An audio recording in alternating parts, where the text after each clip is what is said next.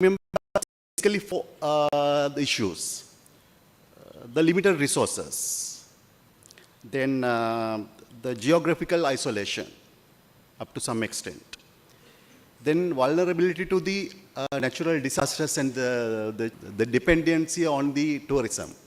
So when a time like the COVID comes, your economy is nowhere, like what we are experiencing. Time constraint is there. So we have taken the big the processes in the sense the government has taken to introduce this blue economy has been taken very seriously, and so we are engaging with it with the guidelines. The government keeping always that we are a uniform staff. So there are certain restrictions. For instance, that we are into the hospitality business because we have. I'm so proud to tell that we have some of the best resorts within Sri Lanka, the possible locations. But still for all, you have certain limitations. You can't go aggressive marketing, certain things. The target set forth by the government to achieve this the blue economy. Thank you. So thank you very much. I think you have very well covered all the aspects, the constraints which are coming up. The one very important thing you have highlighted, the role of the maritime forces in developing the green defense. That is the problems which are emerging because of the climate. So there is now active role of the Navy. Now we go to Dr. Bakai.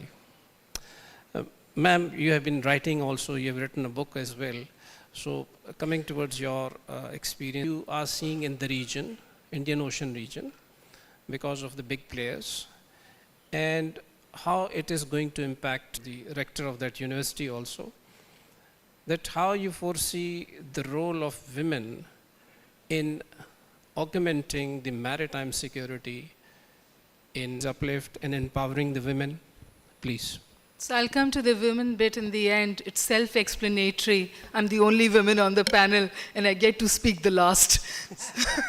Having said this, what you've touched upon is really, and there is polarization, and the world order itself is under challenge and is being stressed. So where do seas come into all of this? So the pundits of international relations have now been saying for a very long time that there is a new Cold War. But they also say that the new Cold War will be fought on the sea lanes.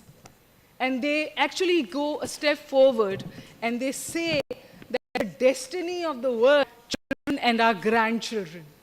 And first of all, power, not just in the Indian Ocean, but everywhere else is diffusing. But the diffusion of power on the oceans and sea lanes is much more obvious than ever before, because you see patterns of cooperation, but the patterns of conflict and confrontation and competition are much higher. There is a crisscross of what I call geoeconomics and geopolitics. In pattern there. So if we look at what is China, we see an integrated policy. If we look at US, it is a disjointed policy. Power by aligning outside the region to get influence on the seas. Come to Pakistan. Pakistan is perhaps a country which in all of this is talking about connectivity, it is talking about building bridges, and it is talking about countering, if not competition, then confrontation. So in all of this, how do we see the Aman exercises? It's not just an exercise. The role of Pakistan is going to change in years to come. So what is the Aman exercise or the Aman dialogue? It's not just an exercise, it's not just a dialogue. And because I've been a small part of this for some years now, I always used to say that the Aman dialogue is the face of Pakistan's Indian Ocean policy. Ladies and gentlemen, as we speak to you today, with the Iranian representation here, with the Bangladeshi representation here, and many more on the seats that face me, it has become the pillar of Pakistan's foreign policy. So that is how I see, and I think that in years to come, if not by disease, and every single navy that is in the peripheries of the Indian Ocean region will play a much larger role. Really take a deep dive into the policies. China has an inclusive policy to Pakistan, and that's critical to us. However, unfortunately, both India and US have an exclusive policy to Pakistan. Strategic partner to regions who have inclusive policy, and a tactical partner to countries that see us exclusive to the larger constructs. So those are my 2 cents. As for women, you can't do anything without us. You have to take us on board. Thank you. I think your comments towards the end says it all. Taking you towards the end was our honor that the most important, the person on stage has to speak at the last. So you're the one, right? So, and some contestations are coming up. And Indian Ocean, of course, is the main bridge between East and West. So that's the reason, the idea behind the Chief of the Naval Staff. He inaugurated this session that it should be a part of our AMAN exercise, very important. So thank you very much. And with this, I think we can take a few questions from the audience. Identify yourself, a smart question, and if preferably if you want to nominate the question to the panel, do so. Do we have? Yeah.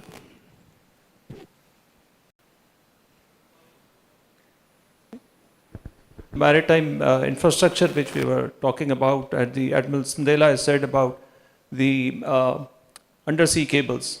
So is it the only thing which we are looking into, or the Indian Ocean countries, they have a lot many ports and lot many things. So all are the strategic assets for all the countries, but how do we connect? The question is this is something very important to us, but how we connect? There was ex-CNO of the US, he gave the idea of the 1000. The critical maritime infrastructure, how do we connect? How we are going to have the answers to the questions that if there's the Nord Stream 2 thing happened, what has gone wrong in there? So what could be the strategy that all should be doing it? Thank you, sir. So are we asked, Sir Admiral, would you like to comment about? I would like there with the maritime field putting lot of effort onto the economy, the trade, the ships, navies who have national goals and then who could be deployed for regional goals where perhaps, if I understand correctly, how can they connect up? Well, when we are around, I think the navies are anywhere. Everybody gets around, even you can see the Chinese, Americans working together. You can see the Indians and Pakistanis working together for this. And as Dr. Huma said, the bridge made by the oceans, on the oceans by the navies, is the connectedness which already happens in my view. Thank you. Sir, thank you.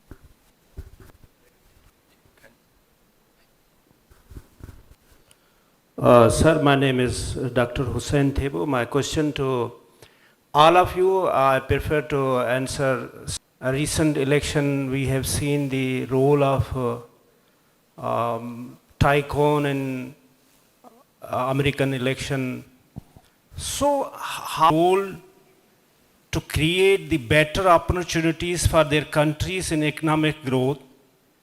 As I read a book of General Said Saab, and Admiral Said Saab, he wrote in a book that there's a three parts of the land in sea, and one part is land out of sea. In fact, the three parts of resources are in sea and one part of resources are on land. How the Navy can play a role to create a better opportunity to grow their economic opportunities for their countries? Thank you. Sir, I think we can, what we could understand is how the extraction of resources are balanced on land as well as at sea. So you would like to take the question, please? Sir. Dr. Saab, I think the navies have a very distinct role, and that role is to protect the frontiers of the nation from the sea and the trade. Now, having said that, navies generally will be involved in defensive and offensive operations. This economic activity is much bigger than the naval aspect. Which has, in my view, it would be better to restrict to the navies to the purpose that they are built, rather than going into making use. You take too many things in your pocket, you are likely to slip somewhere. I wouldn't be very happy if the Navy were to go and start fishing, if Navy was to go and start drilling. These are not our jobs. Objectives have to be done by the nations and much bigger than the navies only. That's how I see it. Thank you. Sir, thank you very much. If I may just add one line to it. As much as we talk about prosperity, peace on the seas, collaboration, sea order, keeping the sea lanes open, right of navigation, as a realist of international relations and a student of international relations, I see the combative role of navies increasing in years to come. Thank you. I think Yeah, I would, you would also like to. I would only add to what the Admiral has said about Navy's primary role of protecting our maritime environment. I have always believed that security and development go hand in hand. And to ensure maritime security, it is as important as it is for development of any state. If we want the country to develop, then of course the trade and commerce, these are all dependent on maritime security, security at sea and oceans. So that is where I think the importance of Navy comes in. And as the professor has also mentioned, that the combative role, or we would say rather the traditional roles, are equally important to ensure the peace and stability. But we also have found as practitioners that the non-traditional security threats are becoming larger than ever before.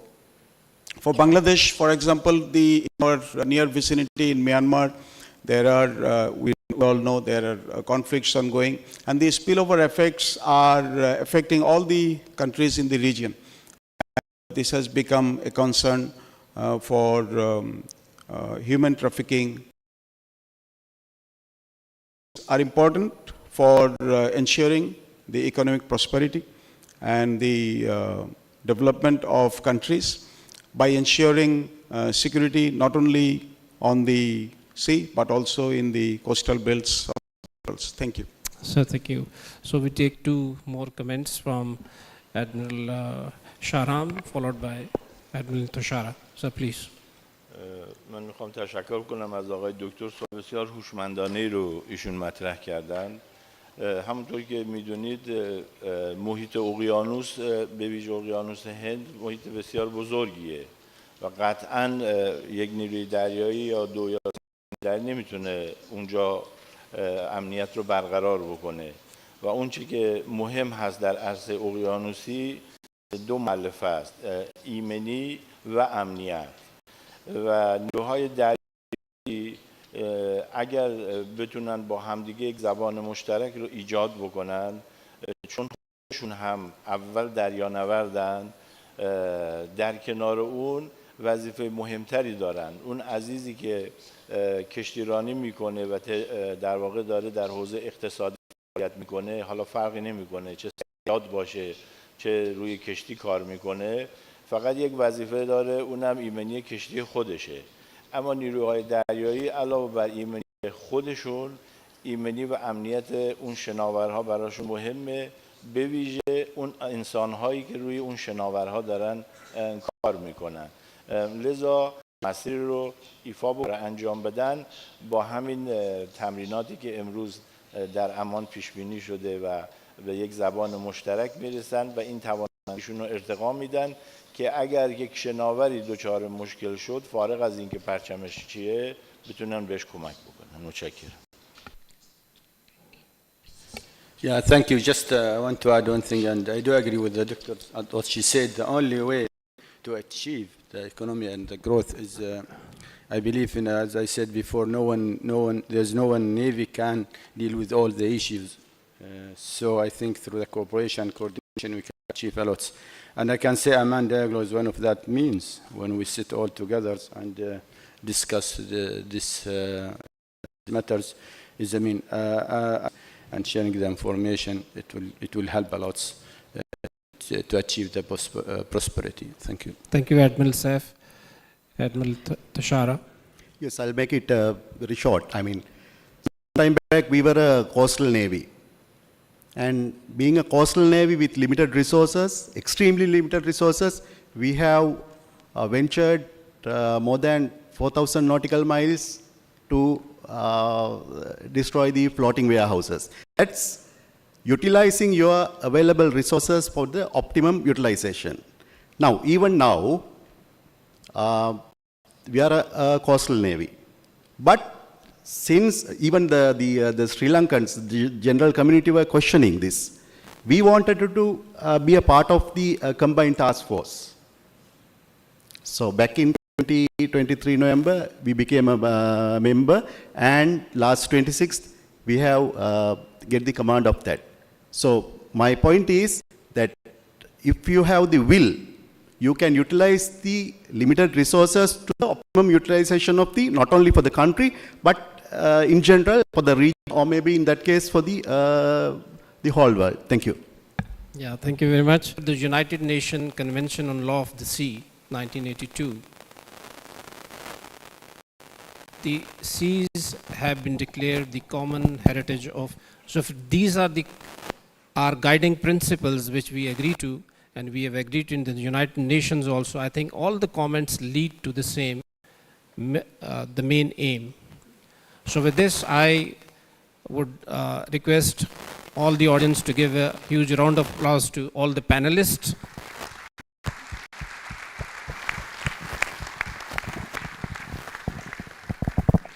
So thank you very much.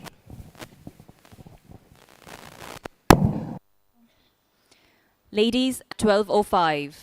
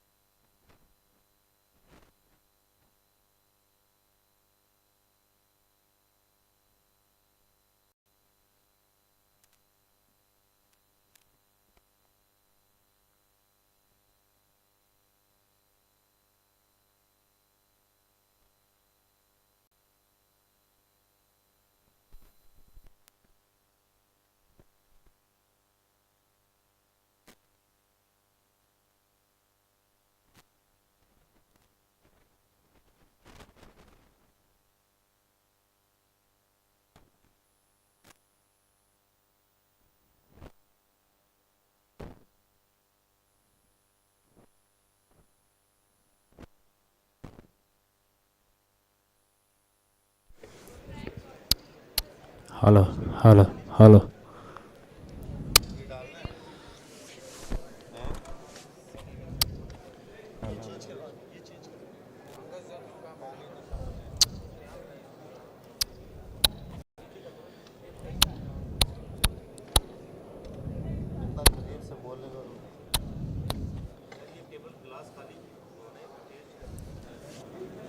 यहाँ से volume सबके बढ़ा दिए हैं.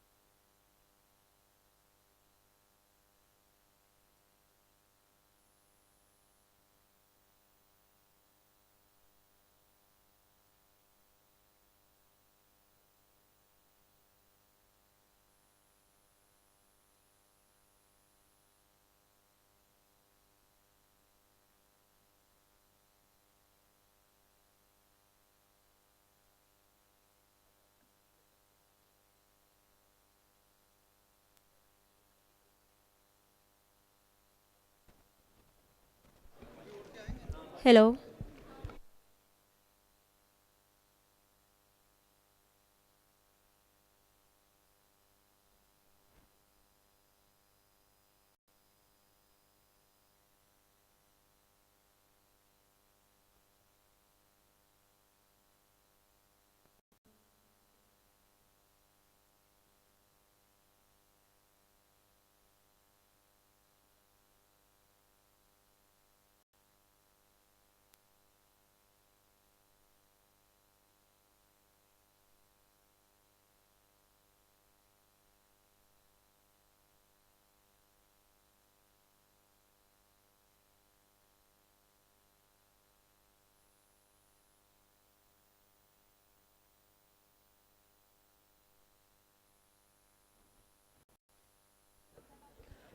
Ladies and gentlemen, I request all the guests to please be seated for session 1.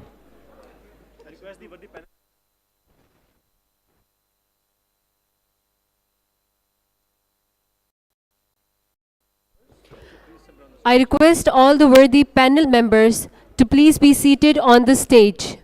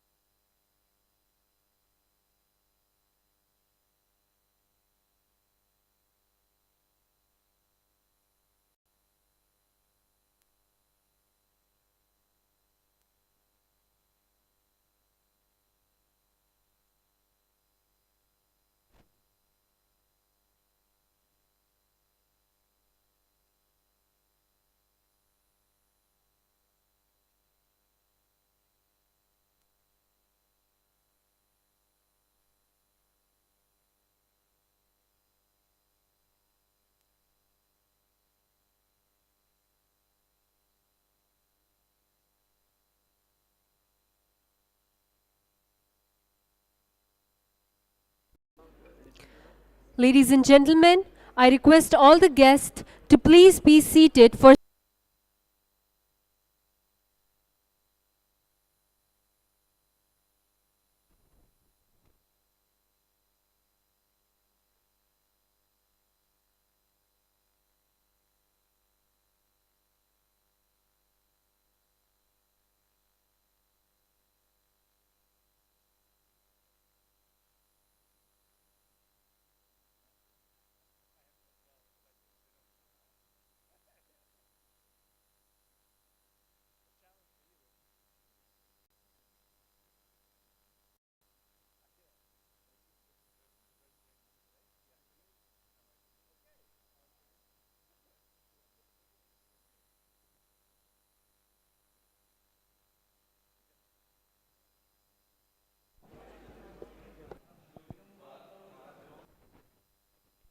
एक minute.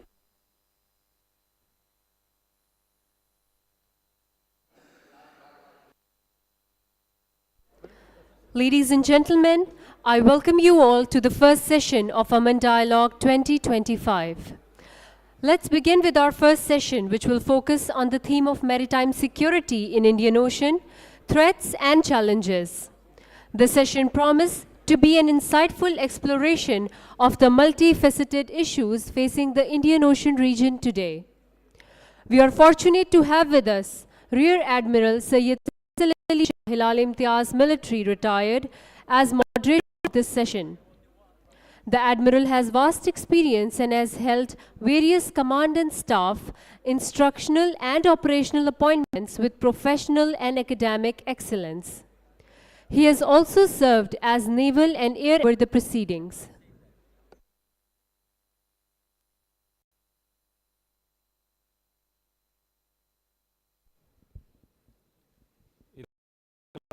The benevolent, the merciful. I hope I am audible. Honorable Chief of the Naval Staff, sir, Excellencies, dignitaries, distinguished guests, ladies and gentlemen, senior officers, Assalamu alaikum, and a very good afternoon. Here we begin with session 1, the formal discussion in Aman Dialogue 2025. The caption of this session is very interesting. It's maritime security in Indian Ocean region, challenges and threats. And there are two important words in this caption. Briefly, just to set the stage. Maritime security, as we all know, is a terminology which does not have a universally agreed upon definition, but it's a matter of commonplace that maritime security pertains to providing a secure environment at sea and along the coast for all activities happening there. So it has traditional challenges, it has non-traditional challenges. In traditional challenges, non-traditional challenges and threats, which actually affect all countries across the board, they know no boundaries, and there where we need cooperation and collaboration of all nations, all maritime nations and all navies. And Aman Dialogue, Exercise Aman is all about this. This provides a platform to all of us to think and find out strategies for the collaborations and cooperations of these kind. When it has 1/5 of water bodies, it has most critical choke points. It has the busiest trade routes of conflict. It has been a zone, an area of agreements and cooperation and collaboration. Ladies and gentlemen, when we look at international environment, it is punctuated by major parts of the world. And again, Indian Ocean is the preferred zone, is one of the preferred zones. When we look at regional environment specific to Pakistan, our two big neighbors have had a shift in their strategic thought from continental last 30 years. So there is a clear shift. When we look at Indian Ocean from the perspective of illegal activities, there has been terrorism, there is piracy, there is illegal trafficking, smuggling, all sorts of illegal activities have been happening here, and we are working against them. When we look at it from climate change perspective, you all know that Indian Ocean happens to be the warmest ocean in the world. And because of that, there has been a rise in temperature, there has been a rise in water level, which has resulted in decreasing oxygen, in increase in acidification, in land inundation, lack of biodiversity in our region. And we are blessed to have a panel of eminent speakers from around the world to find out. So what I'm going to do is that I'll introduce one speaker at a time and request him to talk about the subject and address a punchline that I will give him if he may or may not like. So first, where he leads a research group on ocean infrastructures and a research fellow at the United Nations Institute for Disarmament Research New Maritime Security Research Initiative. He holds a PhD from the European University Institute. Throughout his career, he held several academic positions, including at Cardiff University, Greenwich Maritime Institute, Graduate Institute Geneva, and the National University of Singapore. He is the author of Understanding of Maritime Security, the go-to resource for making sense of security at sea. He has explored questions of international theory, global ocean politics, and maritime security in more than 200 publications. He's a regular speaker and moderator at international level, national news media. Dr. Christian, would you benefit us from dilating upon non-traditional threats and their impact, on maritime security in Indian Ocean and prospects of regional conflicts? Absolutely. First of all, it's a great pleasure to be here at the AMAN Dialogue. Congratulations to the short presentation. I think if we can put that up, and if it's okay, I would go to the... Please. Yes? It's up to you. Yes, why not? Thank you.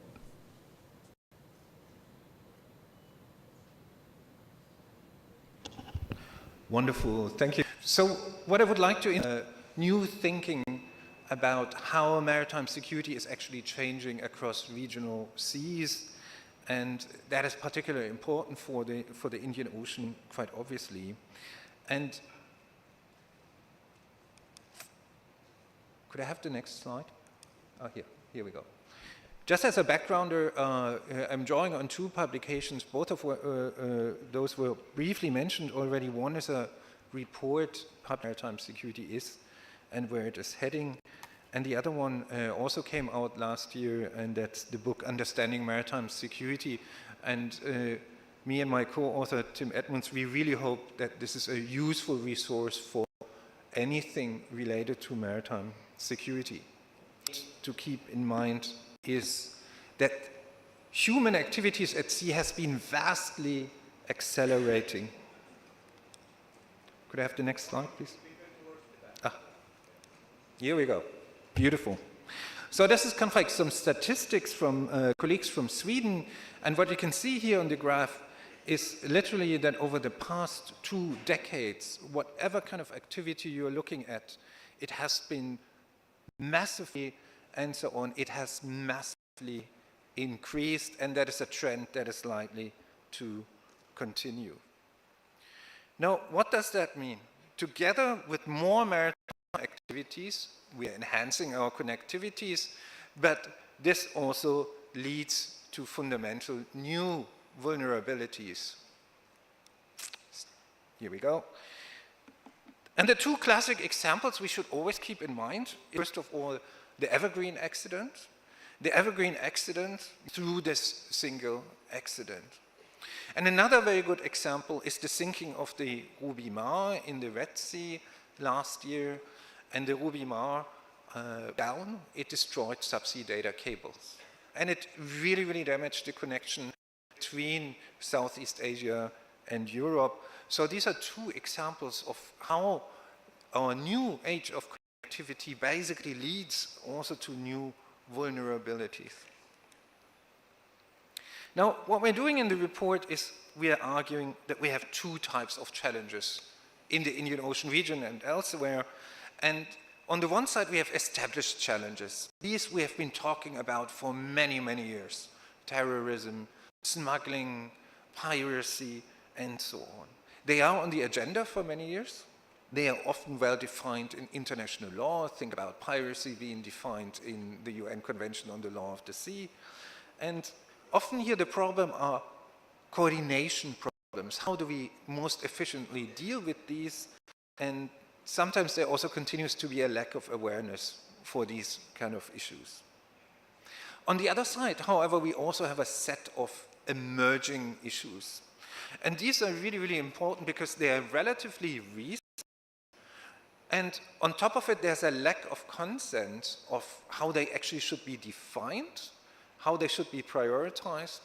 And for the majority of them, the law is not straightforward. So there's a norm deficit on top of it. Often it's also unclear, is it a Navy question, is it an environmental problem, and so on. So this really characterizes these new challenges. So in the report, we actually argue that there are 20 challenges that we really must pay attention to. Quite obviously, I was only given 10 minutes, so I cannot run through all of these 20 challenges. But interestingly enough, if we are looking at where these challenges are coming from, they are linked, first of all, to the expansion of maritime activity that I was already referring to, but they are also linked to other mega trends that we'll find at sea, and that is the digitalization and automation of much of maritime activities. Think about a contemporary port, it's fully automated. Think about the move towards less and less crew on vessels and the automation of navigation. Various kinds of new technologies, artificial intelligence, but drone technology, for instance, are game changers. The climate change and biodiversity loss agenda equally pose challenges for maritime security. And last but not least, and this was discussed in the earlier panel, we are also living at times where we're actually seeing a sort of decline of multilateralism and the rise of geopolitical tensions. So this is kind of like all of these trends drive these new challenges in various ways. So let me quickly jump to the Indian Ocean, or the Western Indian Ocean, to be a bit more precise. If we're looking at the Western Indian Ocean, first of all, we can see that there's quite a number of these established challenges that are really still troublesome. Smuggling of narcotics, sanction violations, UN sanction violations, and so on. Persistent patterns of illicit fishing threaten biodiversity. And over the last winter season, we saw the renaissance of Somali pirates even. And for many years, we thought Somali piracy is suppressed since 2012, roughly, but this is really a warning sign in many ways that the pirates went so quickly back to the old activities. Fortunately, it was stopped, but it reminds us that we should stay alert. There's also quite a set of hidden crimes, which often do not get enough or sufficient amount of attention, but which can actually do a lot of damage.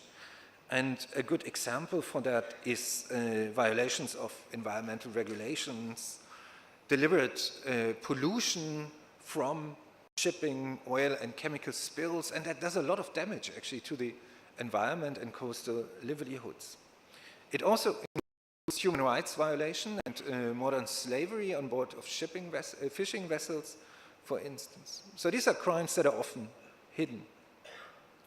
If we're talking about the emerging challenges, I think there's the urgent and pressing need in the region to look at three things.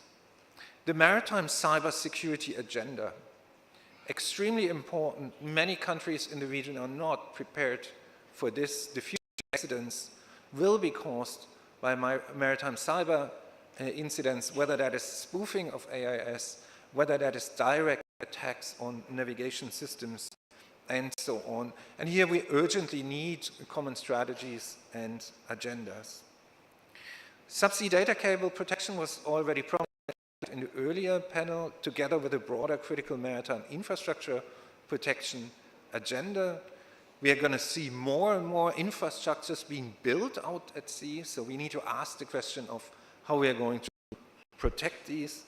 And last but not least, I would also like to flag the fact that we are getting closer and closer to ratify the new treaty on the oceans, the BBNJ treaty, which foresees the potential for marine protected areas as international waters. If this becomes a reality, we need to start asking ourselves who is going to protect these areas, and guess what is the answer is? It will be you, the navies of...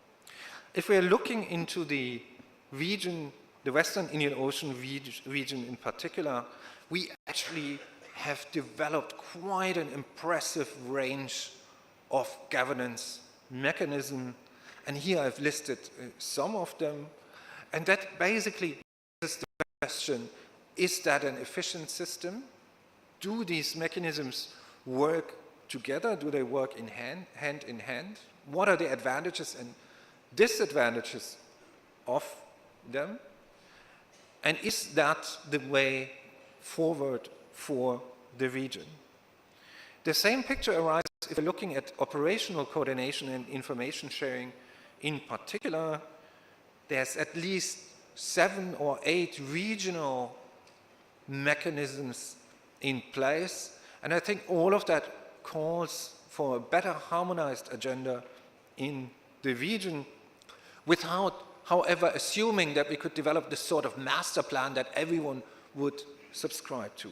But I think there's an urgent need to discuss how a strategy for this part of the world could look like, and I do hope that today and tomorrow and the Aman dialogue in general can move and make steps towards that direction. And here is where I'm going to end, and I thank you very much for your attention. Thank you.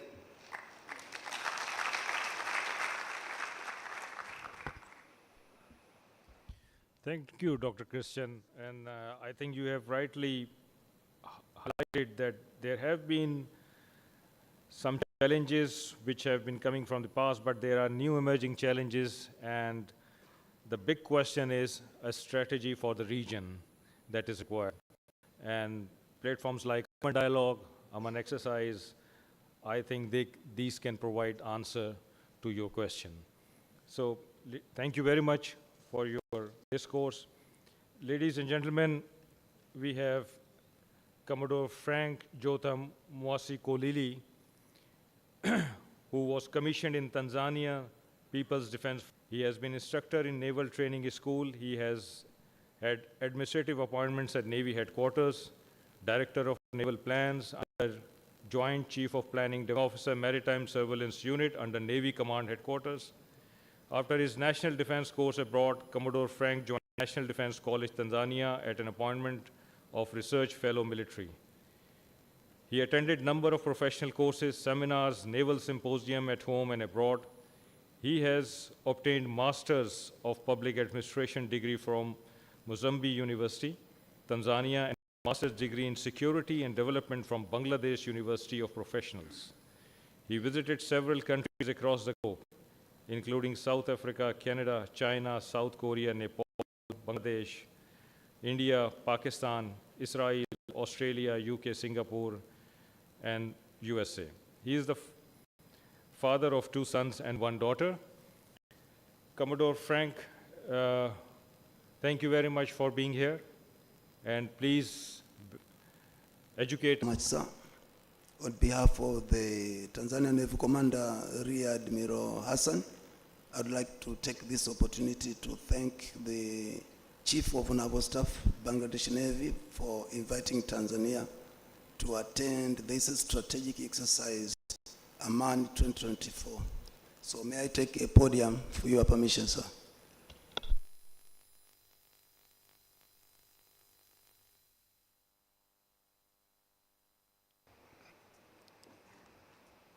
Assalamu alaikum, and a very good afternoon to all distinguished guests. In both an honor and privilege to stand before you today on behalf of the Tanzanian Navy Commander, Rear Admiral Hassan, to present on the matter non-traditional maritime security threats, its impacts, and the way forward, the case of East African waters.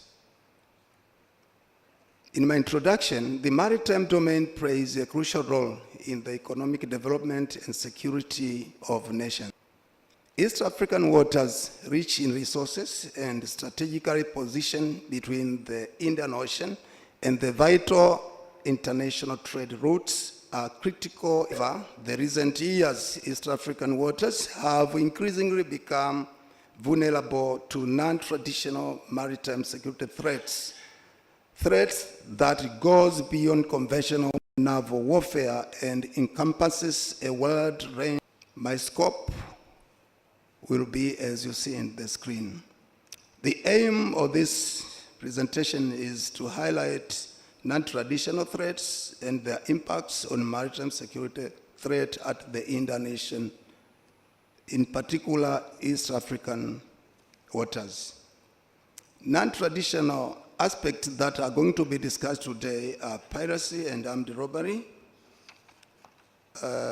unreported and regulated fishing, human trafficking, and migrant smuggling. Among the most pressing non-traditional maritime security threats in the Indian Ocean are piracy and armed robbery. As to discuss a few, the waters of the Horn of Africa, particularly near Somalia, have long been host point for piracy.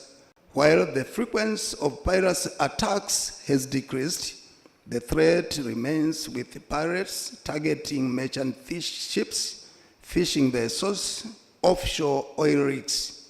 The unreported and unregulated fishing, overfishing, and illegal fishing practices have severely depleted fish stocks, threatening food security for millions of East African coastal communities. Illegal, unreported, and unregulated fishing also undermines the livelihood of local fishermen and damages fragile maritime ecosystem in Indian Ocean coasts. The vast and often unregulated waters of the East African coast have become routes for human trafficking and migrant smuggling, excavating social and security challenges in the region. These illicit activities contribute to the instability and fuels organized crime in the region.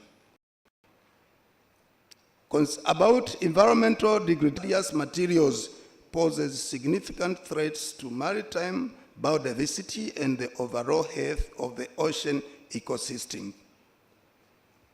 Additionally, the impact of changes on coastal communities and marine resources. Terrorism and transnational organized crimes, ladies and gentlemen, African waters as weapons which contribute to activities of terrorist groups and organized criminal networks. These transnational crimes have destabilized and effects on regional security.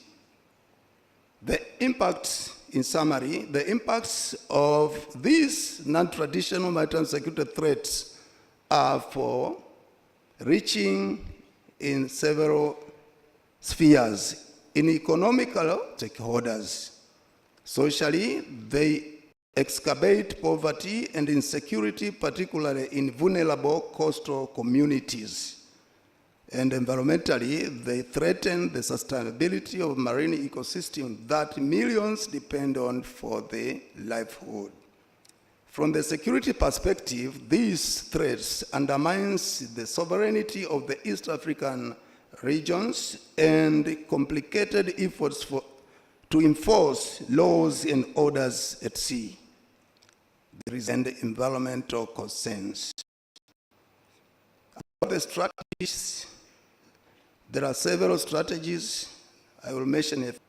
East African countries, we have collaboration between all countries, Kenya, Tanzania, Mozambique, through Comoro Code of Conduct, whereby we conduct operations and the cooperation to strengthen the navies which we have so as to enhance capacity building to our and developing sustainable fisheries management and other practices.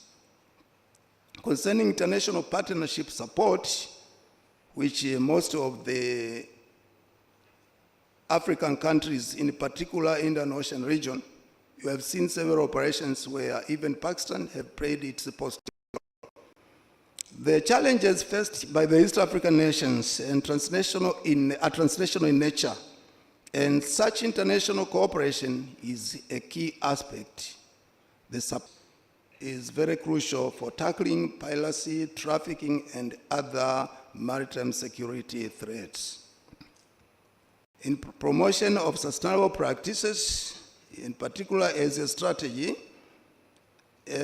sustainable fishing and raising awareness about the importance of marine conservation can help to reduce illegal fishing and degradation of maritime ecosystems.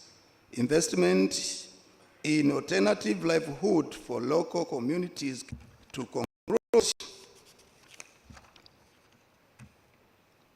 East African waters are increasingly threatened by non-traditional security threats, risks that affect not only the region but also the governance and initiative approaches to maritime security.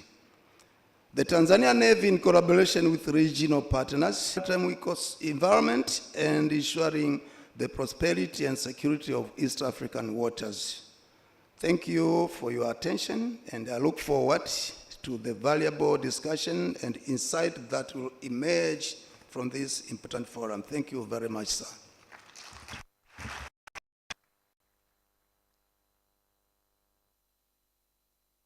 Thank you, Commodore Frank. I think something very interesting you have brought out, that these climate change effects, that has resulted our socio-cultural effects and challenges to the nations. So there is a need of comprehensive and collaborative strategy by the littorals of Indian Ocean.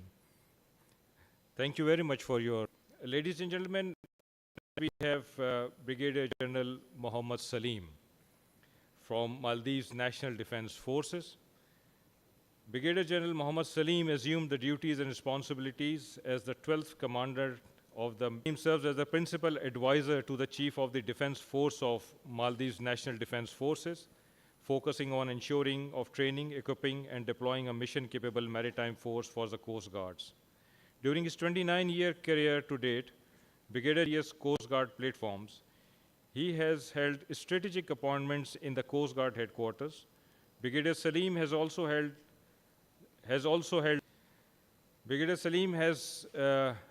been awarded the SARC Medal, Good Conduct Medal, Distinguished Service Medal, and the Republic Medal. He is also decorated for his service with the Presidential Ribbon, Ribbon for Bravery, and Ribbon for Exceptional Skill. He has also been handed the Chief of Defense Forces Commendation on his operational service to the Coast Guard and Maldives National Defense Forces. Thank you very much, Brigadier Salim, for being here. Please express your opinion, especially on the effectful country, Maldives. Thank you, moderator. I would also like to present from the podium.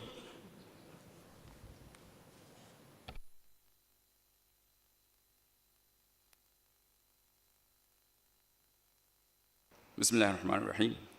Chief of Navies, heads of international organizations, senior defense representatives, and members of the audience. Assalamu alaikum and a very good afternoon to you all. I would like to express Navy for inviting the Maldives National Defense Force to the inaugural AMAN Dialogue 25.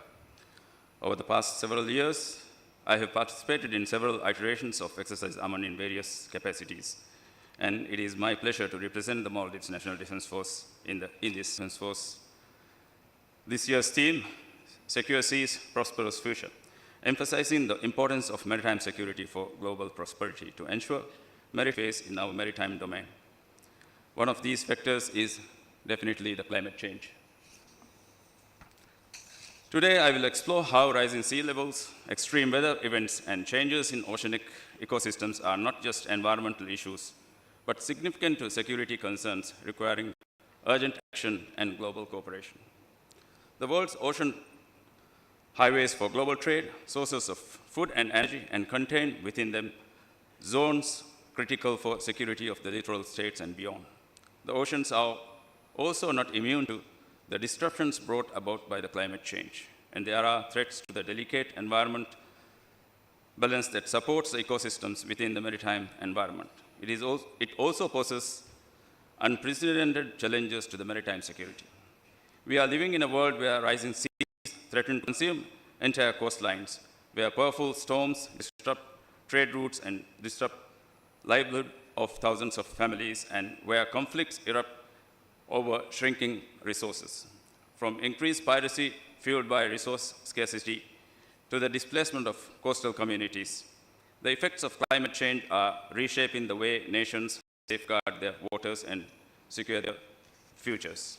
Of climate change, the thermal expansion of seawater and melting polar ice caps are contributing to a steady increase in global sea levels, 1993 average. For coastal nations and island states such as Maldives, this poses an existential threat. As coastlines erode, critical naval infrastructure such as ports, docks, and military bases are at risk of submersion or severe damage, compromising the ability of states to defend their borders. Moreover, mounting sea levels contribute to high storm surges, carrying flooding further inland. 50, climate change could force 216 million people in 6 world regions to move within their own countries.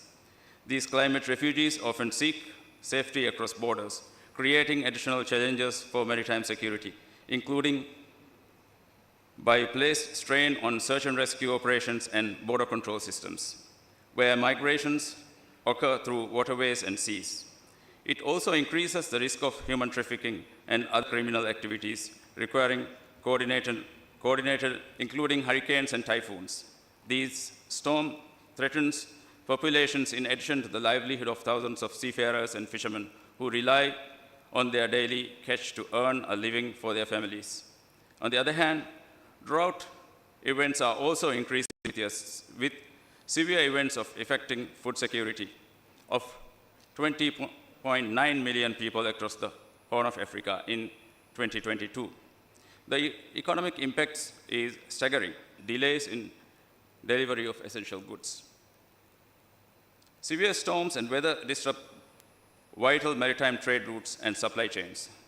This leads to bulk carriers and tankers to seek safer alternative routes that are closer to shores and coastlines where sensitive marine ecosystems thrive. This heightens the risk of large vessels running aground and spilling vast quantities of oil. These spills not only threaten maritime biodiversity, but also require extensive resources for cleanup efforts, diverting attention and funding from other critical maritime missions. Furthermore, long-term environment degradation caused by such incidents undermines the livelihoods of coastal communities, exacerbating tensions and instability in affected regions. The bulk carrier MV Wakashio, which ran aground in Mauritius on a reef, the massive fire on board the MT Diamond off the coast of Sri Lanka, and the carrier Navios Amaryllis, which ran aground in the environmentally protected area of Maldives, indicate how various incident scenarios within the potential for a Tier 3 level spill or hazardous and noxious substances might occur, resulting in a catastrophic environmental damage. The economic impact of climate change can also be a result of increase in maritime threats. Illegal, unreported, and unregulated fishing has risen sharply in recent years. This can be contributed to a variety of reasons, including dwindling fish stock in traditional fishing grounds and difficulty in fishing in such areas due to severe weather. Such activities harm marine biodiversity while creating flashpoints for conflict, particularly in the regions where overlapping traditional claims exist. Moreover, the competition for resources and economic crisis in the countries caused by the effects of climate change could result in people resorting to extreme measures for survival. Piracy and smuggling being some of these outcomes. People may also ISIS opening new shipping lanes and exposing previously inaccessible resources. While this presents opportunities for trade, it also raises significant ways. In conclusion, ladies and gentlemen, the impacts of climate change on maritime security are far far-reaching and demanding immediate action. Rising sea levels, extreme weather, resource competition, and mass displacements are not only isolated issues, they are interconnected challenges that threaten global stability. While it may be difficult to observe the direct consequence of climate change on the security and stability within our oceans, the knock-on effects are more pronounced and consequential. Addressing these challenges requires a unified approach combining innovative technology, robust policy frameworks, and unwavering international collaboration. It is our collective responsibility to safeguard our oceans and ensure that they remain a source of prosperity and security for generations to come. As we confront this shared challenge, let us remember that oceans do not divide us, they connect us together. We can navigate these stormy waters and chart our course toward a more secure and sustainable future. As I conclude, I wish a successful exercise and a dialogue for the participants. Thank you very much.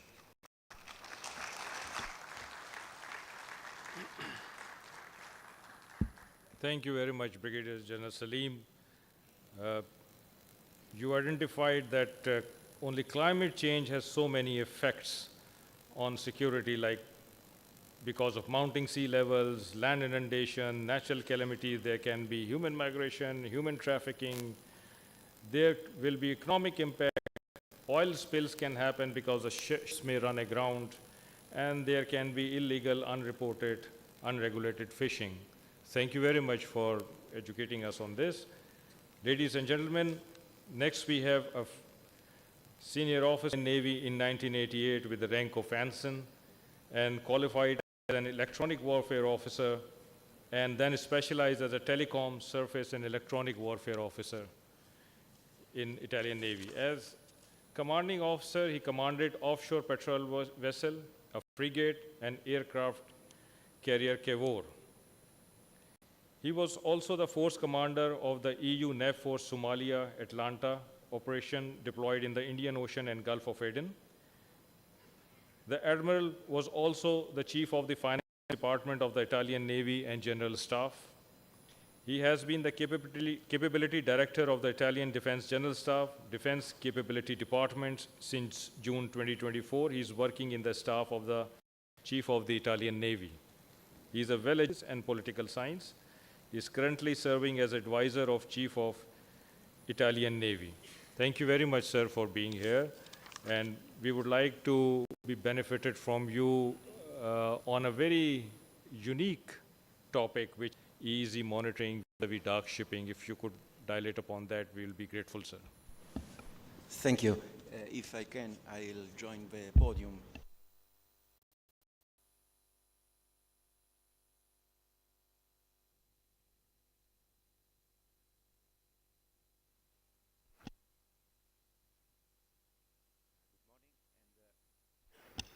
Good morning, everybody. Thank you for this opportunity.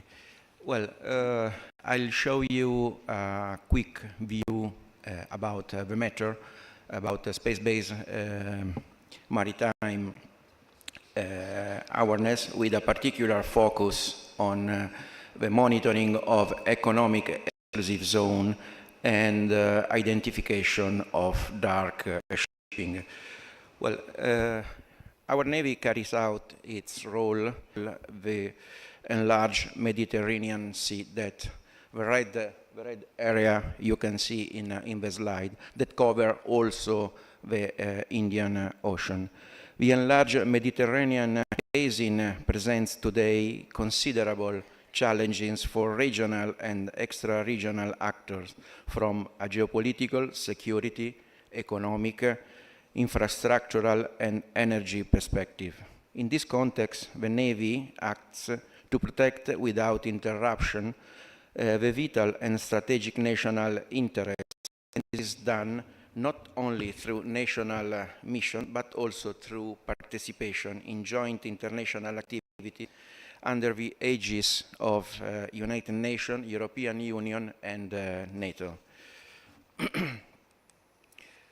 In accomplishing its responsibilities, we extended the concept of maritime domain awareness to space-based MDA by enforcing the maritime surveillance activities with the usage of a wide range of satellites such as synthetic aperture radars, optical satellite images, and radio frequencies detection from space, federated and fuses with traditional systems such as coastal radars, aeronaval assets, multi-source IS, vessel bases, and OSINT. The satellite sensor used for implementing the space-based MDA are principally synthetic aperture radar sensors, which are active sensors allowing night and day ship detection and characterization over wide areas. Optical sensors are passive sensors, meaning that they register the sunlight reflected over the surface of Earth. For this reason, optical images are mainly acquired during the day hours.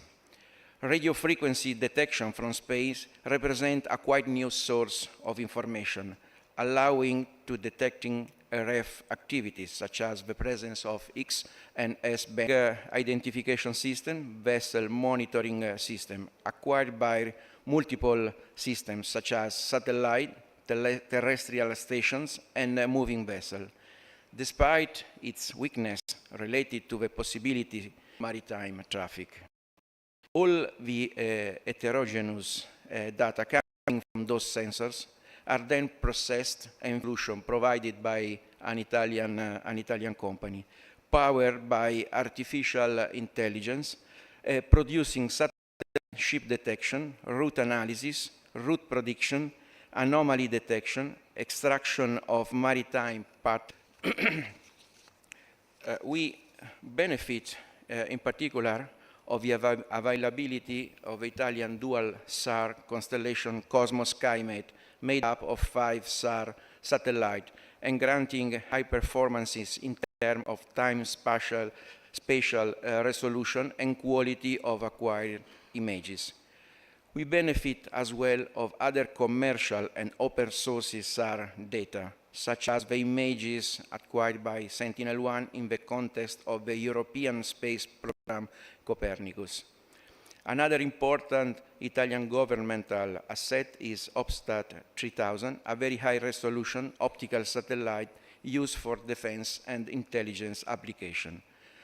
The capability to use many satellites, revisit time, resolution, information age, and covered area allows to increase the persistency and frequencies in gathering awareness about the maritime scenario in the area of operation.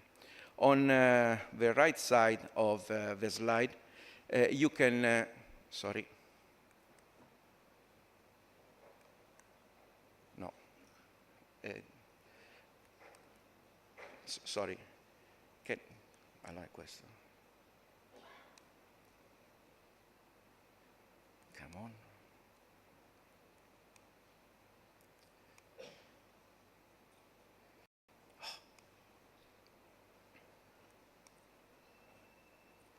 Well, on there was too late. There was on the right side of the slide there was a real example of an acquisition plan over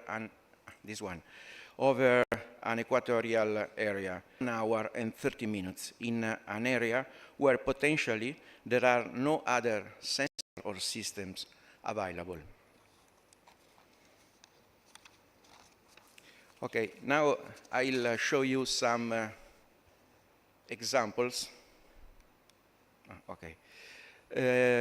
of space-based maritime surveillance activities.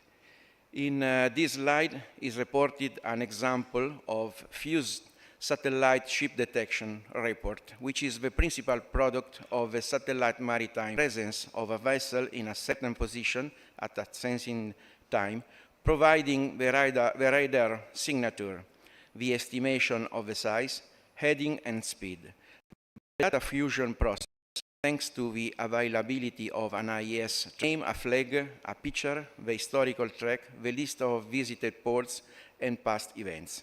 Again, thanks to the data marine radar operating at the detecting frequency and with the estimated pulse and duration. Here is shown an example of dark involved in a transshipment event, potentially linked to smuggling of crude oil. Other examples of anomaly detection can be automatically detected by and notified are performed considering some criteria like area of interest based, I mean vessels entering, approaching, standing, or exiting from to a certain area of interest that may be the national water, the national exclusive economic zone, unexpected anchoring or loitering. Identity check, invalid MMSI, invalid IMO, clone identification codes, and unregulated fishing boats.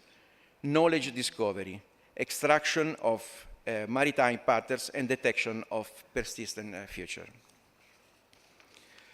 With this slide, we present another example of a maritime operation during a counter-piracy activity in the Gulf of Guinea, where we regularly deploy patrolling vessels to protect the commercial routes.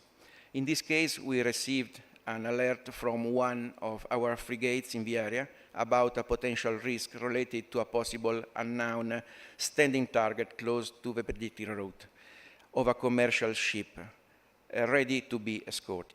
Receiving the alert and not being able to immediately reach the commercial ship due to the high resolution at 0736 and the second one at 1312. The two images confirm that the commercial ship was sailing following it, which helped the team on board of our frigate to assess the situation while reaching the merchant ship for escorting it. Concluding here, the last images are not operationally suitable to monitor submarine cable or pipelines, as the presence of dark vessel along the path of submarine cables, as well as fused with other sensors, permitting the early detection of anomalous and anti-economical behavior. This slide shows a real example of an Italian company. The analysis of historical geospatial data and satellite images provided evidence of a vessel deviating from the expected route and crossing the path of a submarine cable during the dates of a reported accident to the cable. Further analysis permitting any way to exclude a sabotage of the cable, clarifying that the ship behavior was due to rough sea conditions. Well, with this slide, I end up my brief and complex aspect of Earth observation satellite systems used for maritime surveillance and dark vessels counteraction. As I try to underline, the real challenge in maritime surveillance is not only having access to satellite sensors with high or very high resolution, but rather having the possibility to program a significant number of satellites, allowing to consistently reduce and to allowing the consequent tasking of an air or naval assets for subsequent investigation. This is very efficient on their own and are complemented by commercial satellite systems, which increase the overall capabilities and the acquisition possibilities. The near future keystone for space-based MDA is represented by the use of speeding up all the post-process and images analysis. Thank you for your attention. For apprising us on this amazing upcoming trend. And you're right that despite its weakness of being manipulated, it helps. It is still useful facility that can be fine-tuned for future use. Thank you very much once again, sir. Ladies and gentlemen, we are privileged to have Vice Admiral Angus Topshee, who is the 38th Commander of the Royal Canadian Navy. His diverse academic background includes military and civil institutions on 3 continents. Admiral's command appointments include command of Her Majesty's Canadian ship Algonquin and Canada's Pacific Fleet. His shore postings include Navy's Strategy Directorate, Canadian Forces Base Halifax, Deputy Director of Strategy Policy and Plans at NORAD and United States Northern Command Headquarters in Colorado Springs. He was also deployed to Afghanistan for year 2011 as the direct involved in Arctic issues. Before taking command of the Royal Canadian Navy in May 2022, he had the honor and the pleasure of commanding. Thank you very much, Admiral, sir, for being here. And I would request you to please apprise us on enhancing maritime cooperation through intelligence and information sharing among the littorals. Thank you. Well, thank you very much for the invitation to join the Aman Dialogue. It is a pleasure to be here on this panel and to offer some insights from a Canadian perspective. I will note that we are a long way from Canada. We are a Pacific nation, but the Pacific is a big ocean, and here we are beyond that, even in the Indian Ocean. But we share, as naval officers, an interest in making sure that the seas are free, open, and accessible to all, and managed in a sustainable way. The presentation that I'll offer today is to suggest how it is that we could, by sharing more information, by opening up and exposing more of what's happening on the oceans, ensure that we do preserve that fairness and fair and sustainable use for all. And so we really believe that cooperation, space-based support to all of that, Canada, as the 3rd nation to put a satellite into space, has long valued the contribution that space can make to this. But it goes beyond that in terms of fusing all available sources together. And so for Canada, synthetic aperture radar, as you can see, infrared detection of vessel activity, in particular when it comes to fishing.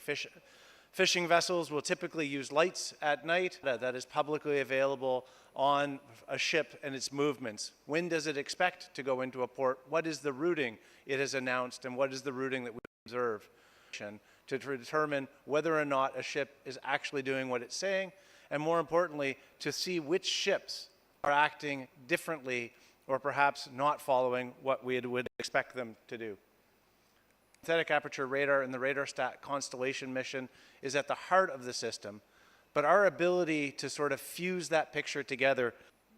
And so some of the key features shown here on the slide, and as part of our commitment to information sharing, this presentation is available to all members of this, and there are some additional slides in there that go into further detail about exactly what it is that we have produced.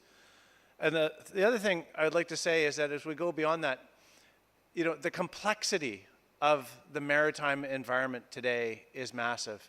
This is just a simple, you know, data blank of what all of the different AIS reports are at that moment in time. Not every ship is required to use AIS. Not every ship that is required to use it turns it on. Some of those who use it are deliberately misleading us with what they put in there. All of that information is what we try and parse through, sort through, and then turn it into something useful. Because for us, it's not so much about the fact that we can gather this information, but what can we do about it?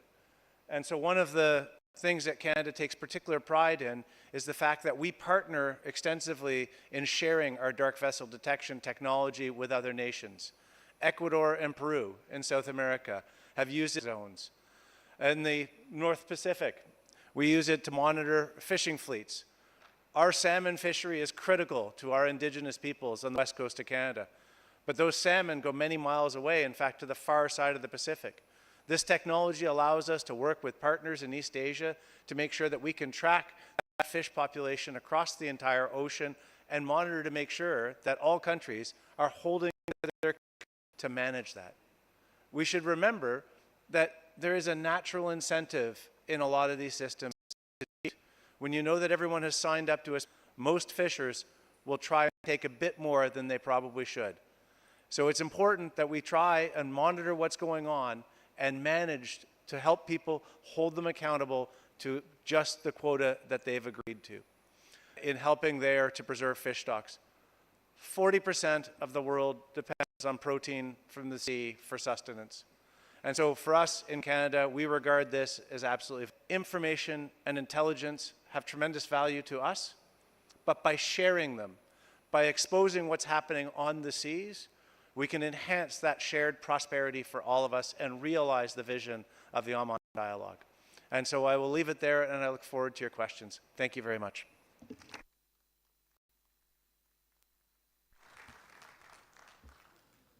Thank you very much, Admiral Sir. And rightly said, it is not the aim to get information, but what actually can we do about it? And I think there lies the answer, that if it is shared with others, then only we can do something about the information that we have gained until its culmination. Thank you very much, sir, for that. Ladies and gentlemen, our last speaker for this session is Rear Admiral Javed Iqbal from Pakistan Navy. And he was commissioned in Operations Branch, Pakistan Naval Academy, Dirk, Qaid-e-Azam, Gold Medal, and Chief of the Naval Staff, Gold Medal. The flag officer has done a torpedo and an course and an advanced EW course. He's a graduate of PN War College, Lahore, US Naval War College, and National Defense University, Islamabad. In his command appointments, he has commanded the 9th Auxiliary and Mine Warfare Squadron, Pakistan Navy ship Mehran, and a Sea King Squadron.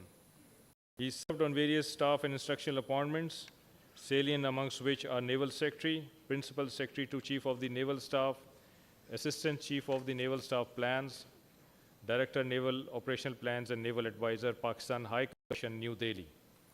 In recognition of his meritorious services, the Admiral was awarded Hil-e-Imtiaz Military by the Government of Pakistan. Presently, he is your opinion on maritime security challenges and how to come up. Thank you. It's a real honor to be part of this illustrious panel. And just to prove a point, I would like to use the starboard wing.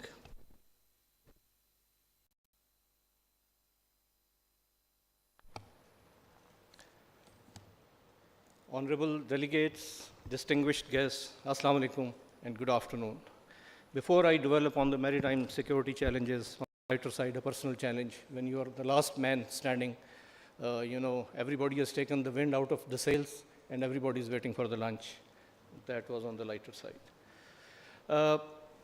As I take a strategic view of the maritime security and look through the prism of a practitioner come academia, I identify three principal challenges that are impacting the maritime security at the global level and also at the Indian Ocean level very much. These are the blue stretch, and this will dilate upon something that Dr. Buger, you were reflecting the blue acceleration. The next one is the geopolitics have sailed to the sea. The trend that Dr. Homa Bakai was referring, new Cold War will be fought at sea. And the third is the technological disruption, something that Admiral Topsy and Admiral Stefano mentioned, how technology is aiding us, but I will like to highlight how it can disrupt us as well. So firstly, I believe that there is a significant blue stretch in the maritime domain due to, blue economy-led blue acceleration and blue crime. They are pulling in opposite directions. And this, if not managed well, has the potential to rip apart the fabric of maritime security. Over the last half a century or more, we have seen an explosion flashed before you, and it is continuing. The maritime trade volumes are set to further triple by year 2050. But the challenge is that the corresponding paraphernalia to efficiently handle and comprehensively safeguard the activities is struggling to keep pace. Our inability to comprehensively address the blue stretch, I think, emanates from a patchy and exclusive ocean governance and maritime security architecture. And this is more so in the Indian Ocean due to multiplicity. Furthermore, there is no single suitable top-level structure, maybe at the UN, to look at the entire spectrum and inform the regional agenda. And the second challenge relates to the geopolitics. Ladies and gentlemen, great power contestation is finding sweet spots in the maritime gray hybrid zone due to permissibility and flexibility of the medium for employment of combat power. Choke point effect makes the impact global. Everyone is capable of good hope, and everybody has to pay extra. The pinprick attacks on merchant ships through proxies, destruction of the Nord Stream that was mentioned in the morning sea, is the new challenge. The talk about getting back control of the strategic canals. It's like having Cuban missile crisis served to you bit by bit as part of a salami slicing maritime strategy. If a ship is grounded due to hacking in an important waterway impeding transit of a carrier battle group en route to a crisis zone, how should, or as an attack on national security? Now recall the impact of Ever Given that was mentioned earlier, and the concerns begin to make sense. This has significantly stressed the maritime law. Thirdly, we are witnessing disruption in the maritime domain. Now, that's basically a fancy term for the ongoing technological revolution in artificial intelligence, robotics, satellite communications, surveillance, and their applications at sea. A glimpse you have seen in the previous two presentations. The remotely operated and autonomous platforms bring collision regulations, call regs, UNCLOS, and rules of engagement under great stress. Similarly, the advancements in the satellite-based maritime domain awareness, coupled with artificial intelligence, is expensive to afford, at least at present, and possibly comes with the political alignments. Therefore, most littoral countries struggle. Such countries are also hesitant to share this limited proprietary data with other countries, mainly for national security concerns and partly mistrust. Another related challenge related to the technology is that such software supply chain are soon bound to develop cheap blue robocops and shadow MDA software that may attract buyers. Reviewed the challenges briefly in the time allocated. We are in a position to discuss contours of the way ahead. First of all, I think we need to change the strategic direction, the way we handle the maritime security. The principal reason for this gap-riddled maritime security architecture is the state-centric and exclusive security community approaches, rather than people-centric and inclusive security community approaches. Where geopolitical fault lines are a barrier to cooperation, even then the states have livelihood for the fishermen and coastal communities. There are success stories in the form of at sea agreements, code for unplanned encounters at sea, and the CMF ROEs that were hammered out despite differences. Using same model, I suggest that it may be possible to conclude a future code for operating blue robocops, the unmanned surface vessels, the unmanned underwater vessels, in an earlier time frame. The second strand of the way ahead is that I believe capacity building is important, but trust building is more important. Almost half of the Indian Ocean states have medium to low human development index. Capacity building in material as well as training domain is a sine qua non in order for them to contribute more meaningfully. Similarly, the resourceful countries need to consider fielding more white hulls for effective maritime law enforcement. As was mentioned, you can have the information from the satellite, but unless you have the platforms to enforce it. And this will also be in line with the changing character of warfare and the cost-benefit metric of maritime domain awareness softwares. And the more foreign funding goes into the capacity building, especially with respect to the MDA softwares, the more mistrust it engenders with respect to security of information and its intended political usage by the powers that provide software. Remember Trojans bringing free gifts? Another issue is the multiplicity of MDA software, that is, we have EU origin IORIS, we have US origin C-Vision, also hinders interoperability. As mariners, we all know that trust cannot be built overnight, hence more innovative approaches are required to build trust within an inclusive maritime security community. The next strand of the way ahead is that we can use the top-end technology, but I think the technology is not the panacea. It's not the silver bullet. What is the key is the human and the networking. Intelligence is the first line of defense. And a modest beginning has been made for connecting the level of connectivity and interoperability which is enjoyed by the air traffic control centers vis-a-vis the white shipping at sea. The solutions that rely solely upon high-tech approaches are unlikely to succeed.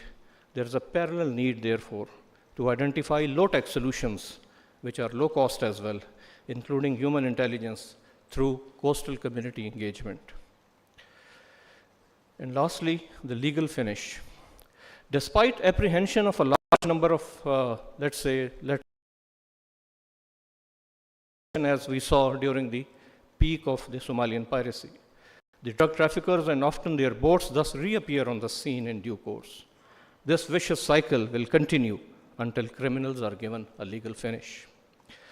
To conclude, ladies and gentlemen, I would say earnestly that it is time to join hands and declare war on the blue crime. Given the aptly worded theme of Aman, that is together for peace, there is a sublime lesson for all those directly or indirectly concerned with the security of their respective states. Let us make this overly populated region of ours safer, not only for shared growth and prosperity, but also to leave behind for posterity. To sum up, here are a few more steps in the proposed journey. States may undertake comprehensive reforms of the respective ocean governance and maritime security architecture using a bottom-up approach informed by a top-level regional as well as international discourse by building inclusive and regionally connected maritime security communities to mitigate the effects of blue stretch in the foreseeable future. Secondly, that major powers may invest to extend the benefits of niche MDA technologies to less endowed littoral states, but following an open source, open access approach, and I call it O2SA, to improve trust and to improve the global MDA through seamless integration of the information fusion centers.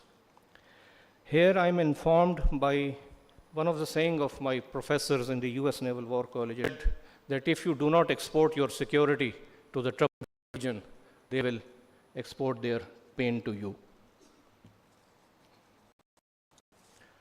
Ongoing deliberations on the challenge of autonomous and remote, in due course, Aman Dialogue may be upgraded to institute a maritime come geopolitical forum for wider discussions on the maritime security challenges, conclusions of which should inform regional and global constructs. I thank you, ladies and gentlemen.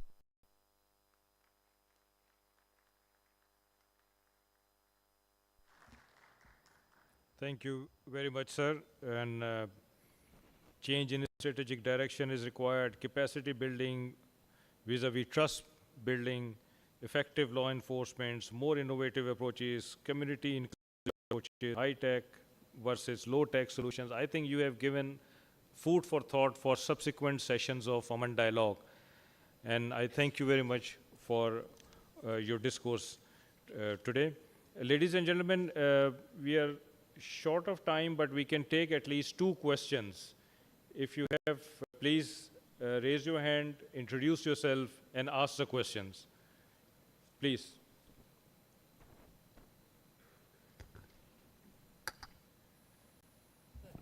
Hello, my name is Andrew Carswell. I'm with the International Committee of the Red Cross, and thank you for a very rich and interesting discussion this morning. I want to ask a question about the humanitarian aspects of naval operations, and in particular, I wanted to ask you about law enforcement operations, but also the conduct of hostilities at sea. So looking at the laws of naval warfare, where you do have a disagreement between states at sea, it leads to the implementation of IHL. IHL applies in those particular situations.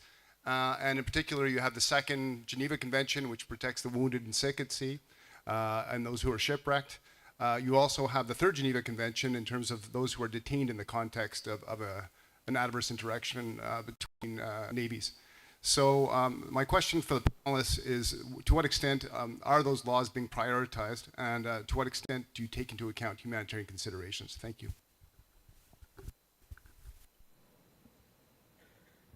I think that the nature of war at sea is something that often we don't think enough about. War at sea is extremely vicious and violent, and unlike in the field, in the army, when a ship is hit and sunk, the effort to rescue and save those sailors is mass warfare, and the systems that are available out there, what is a realistic expectation of an adversary force in terms of stopping to assist those in distress? And I think for those sailors that are in the water, to try and assist them, but to not jeopardize the ongoing operations of that other vessel. I think we could probably do more to study that and just talk through that context. One of my fears is that because we have seen such land-centric conflicts for so long, I know my colleagues in the Canadian Army talk in terms of a golden hour and an expectation of medical care being delivered rapidly to sailors or to wounded people that is not realistic for sailors. And I think it's more than just the ongoing conflict, just understanding what is realistic in terms of what we can provide. Dr. Christian, you have something to add, please? I think there's a clear-cut answer to that, not enough. But quite obviously, there's also the positive trend that the question of human rights at sea more generally is more and more actually given attention to, not the least because of a number of NGOs working in that domain. And you might have also seen that the Human Rights Council of the United Nations, for instance, also started to look into human rights, maritime infrastructure protection agenda, because let's not forget, they also contain the provision not to attack civilian infrastructure. And quite obviously, once we are talking about subsea data cables and pipelines, electricity cables and so on, there's civilian infrastructure par excellence. So I think it's a very, very interesting angle to the entire debate on what are actually the norms that apply to critical maritime infrastructure protection. UNCLOS is relatively silent on telecommunication union, but also on the level of the United Nations General Assembly. So I think things are moving into the right direction, but the honest answer is not enough. I'm Commodore Ubaidullah. First of all, let me say that it was a great treat to listen to so many eminent speakers, scholars over here. And let me also take this opportunity to thank the organizer of AMAN. It has spread the word around the entire world, and we have been successful in telling everyone abroad that we can be trusted for the job for the humanity. That is AMAN. Having said that, my question is that we have all the senior representatives of various navies. We have heard a number of speakers talking about their contributions towards the blue economy, towards generally securing the seas for a prosperous future. May all these Italians, the Canadian, the Tanzanian, the Maldivian, would you like to share with us the percentage of your contribution in terms of assets, in terms of human resource, toward this particular aspect of life, rather than the fighting efficiency? Thank you very much.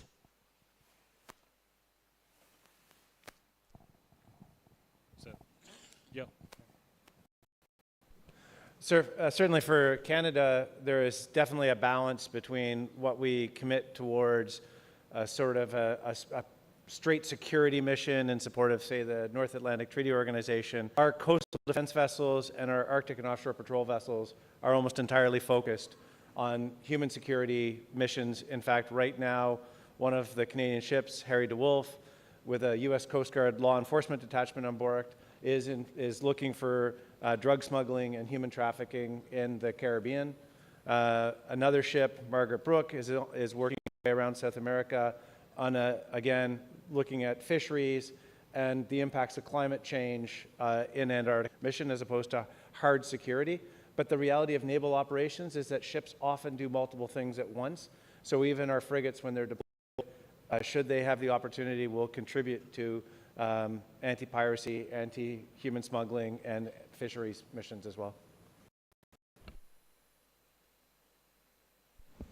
Well, my answer is similar to what you've heard just a few seconds ago. My country has more than 8,000 kilometers of coast, and we are involved in anti-piracy operation both in the Indian Ocean and in Guinea. We are involved also in fishing activities in the Mediterranean, and we are involved in the main goal is we export 80% of our production by sea. So the security of line of communications, but we try to find, as he said, a balance between national interests and international operations. Ladies and gentlemen, this brings us to the end of session 1 of Aman Dialogue. It has been, I believe it has been very fruitful, very useful for us, and we look forward for more sessions like this. It has been and apprising us on important topics. Ladies and gentlemen, please join me for a big round of applause for our panel speakers.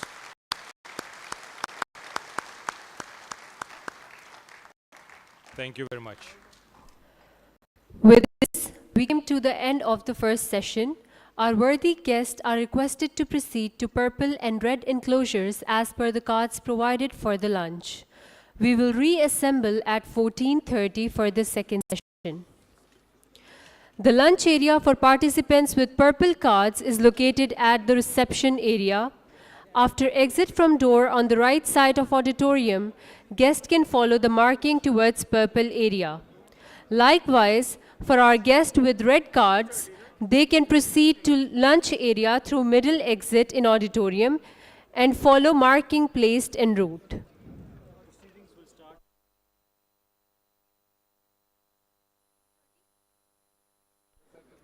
The proceedings will start at 14:30.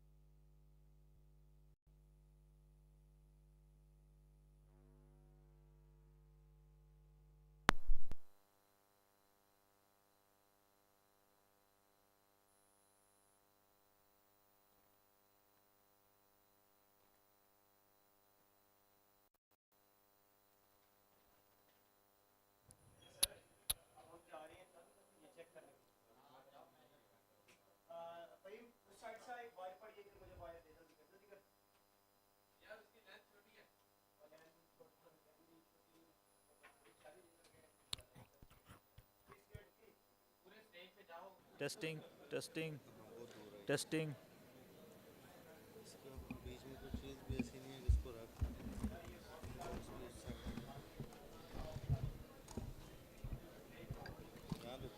Testing, 1, 2, 3, 4, 5. Testing.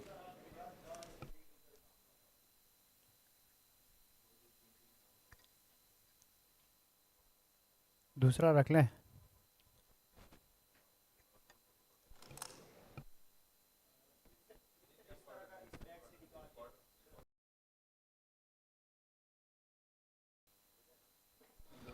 Testing. अच्छा.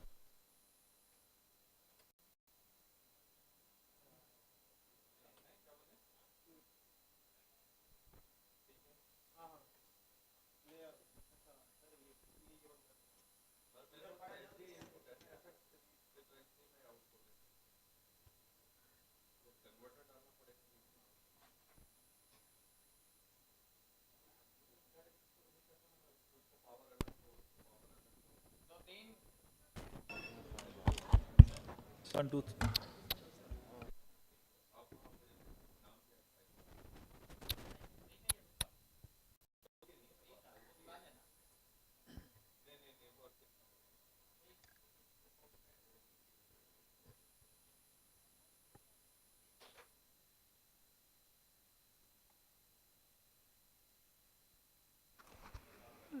Hamza sir, kindly APC 1 पे connect कीजिएगा presentation.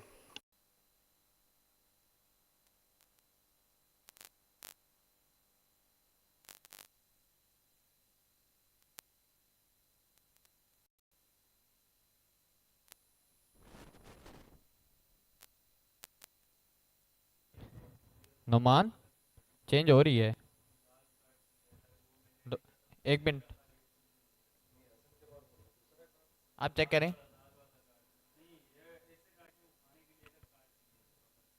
नहीं हो रहा.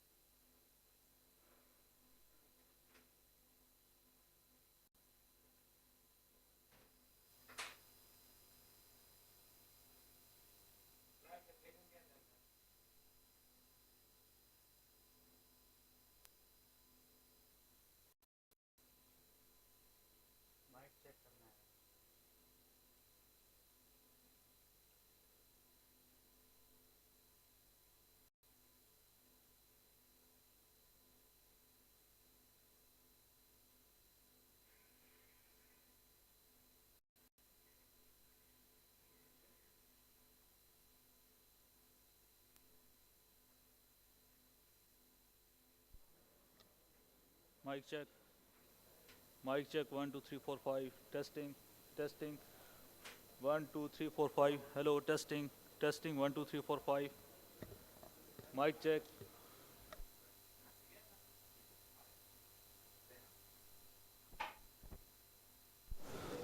Testing. Test. Testing. 1 2 3 4 5. Mic check.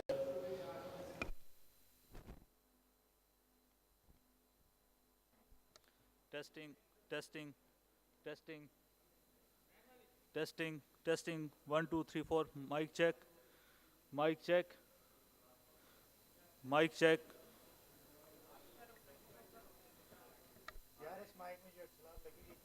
Mic check. 1 2 3 4 5. Testing. Testing. 1 2 3 4 5. Mic check.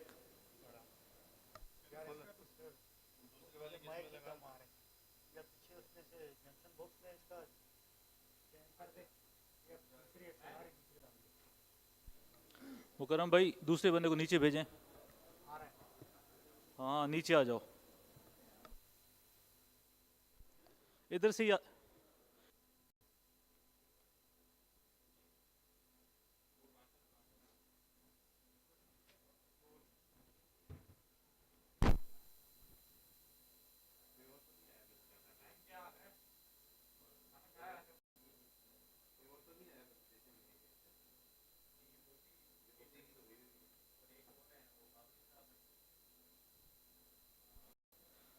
Mic check mic check mic check 1 2 3 उसकी देखें volume full control है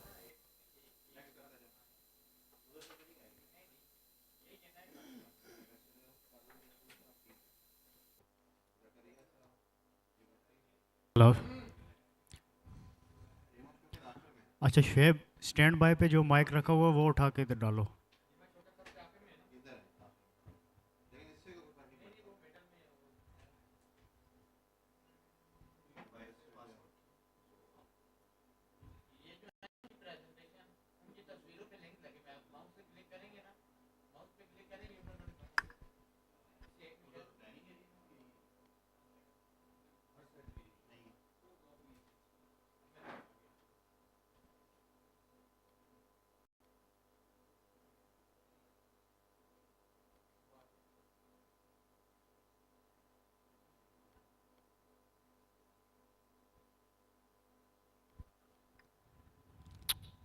पूरा पूरा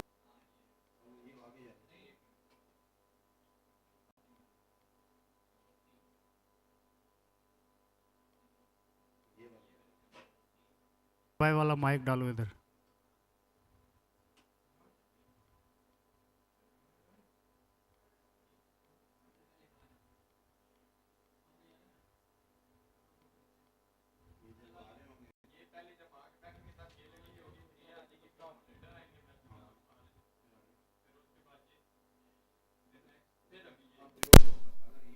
माइक चेक टेस्टिंग चेक करें माइक चेक टेस्टिंग 1 2 3 4 यार इसकी स्टेक इसके साथ नहीं सपोर्ट कर रही ना वही पूरा स्टैंड बाय वाला डाल दो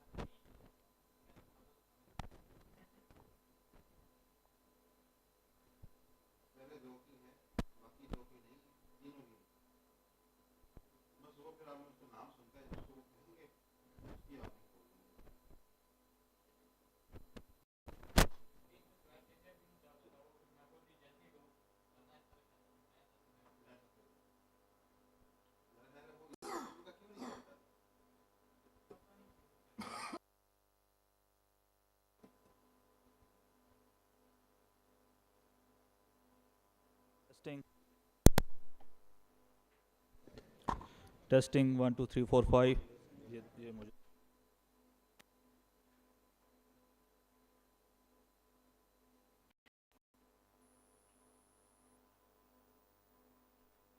Testing. Hello. Mic check. Mic check. वही स्टिक लगा दो इसके साथ, रेड लाइट वाली, ये नहीं इसके साथ चलेगी सही.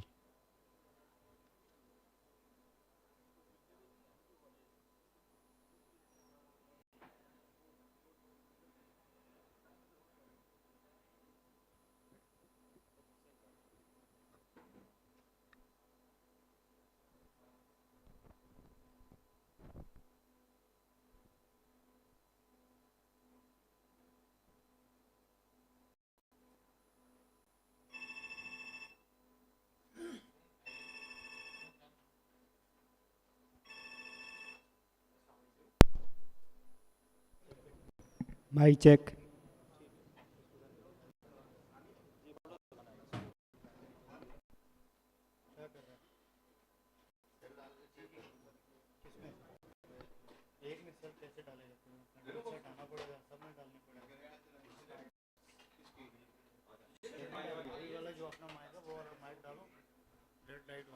सही चल रहा है, इस पर पूरा खोल कर जो आ रहा है.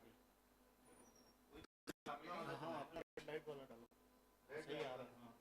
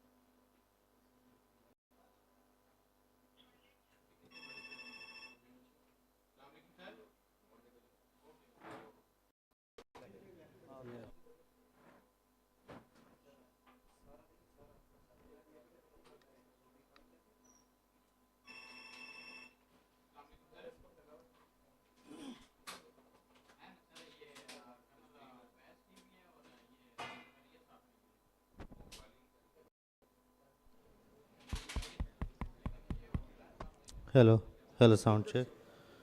हाँ वो गेन बढ़ानी पड़ती है. Testing. Mic check. Mic check 1 2 3 4 5.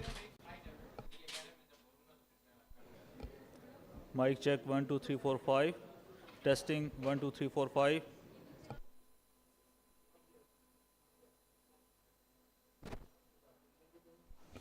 Testing 1 2 3 4 5.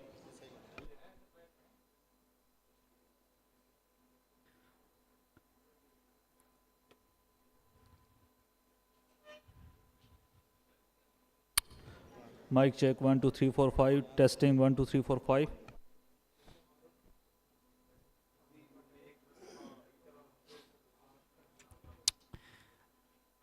Yasir, junction box में 10 नंबर आउट खाली है, इसकी XLR निकाल के 10 पे डाल.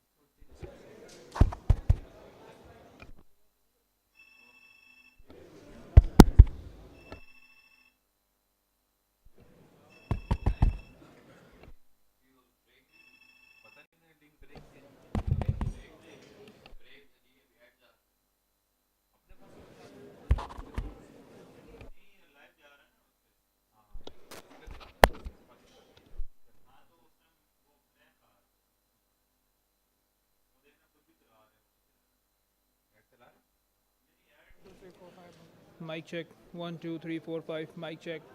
Mic check. Mic check. 1 2 3 4 5. Mic check. Mic check. 1 2 3 4 5. Mic check. 1 2 3 4 5 6.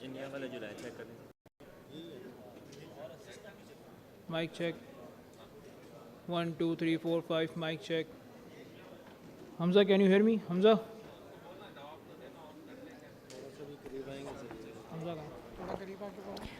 Ladies and gentlemen, session 2 will start shortly.